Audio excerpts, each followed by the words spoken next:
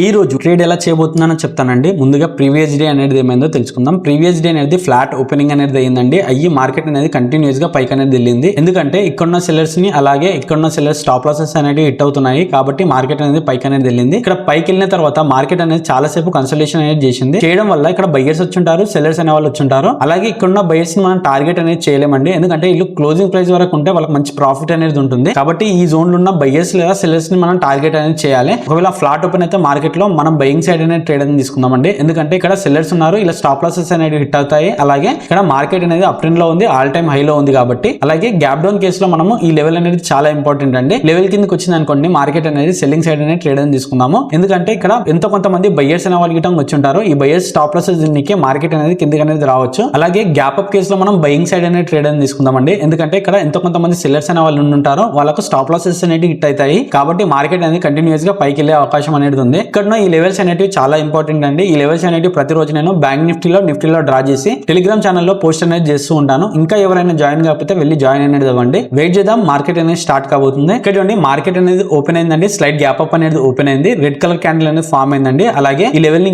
Break down అనేది చేసింది. ఈ లెవెల్ ని బ్రేక్ డౌన్ చేయగానే చాలా మంది సెల్లర్స్ మాత్రమే వచ్చి ఉంటారు. ఇక్కడ ఉన్న సెల్లర్స్ ని అలాగే ఇక్కడ ఉన్న సెల్లర్స్ ని టార్గెట్ చేయడానికి మనము బయింగ్ సైడ్ అనేది ట్రేడ్ అనేది తీసుకుందాము. ఒక గ్రీన్ కలర్ క్యాండిల్ చూసి మనం ట్రేడ్ అనేది ప్లాన్ అనేది చేద్దాము. ఇక్కడ చూడండి ఒక గ్రీన్ కలర్ క్యాండిల్ అనేది ఫామ్ అయిందండి. కానీ ఇక్కడ కొంచెం హ్యూజ్ క్యాండిల్ అనేది ఫామ్ అయింది.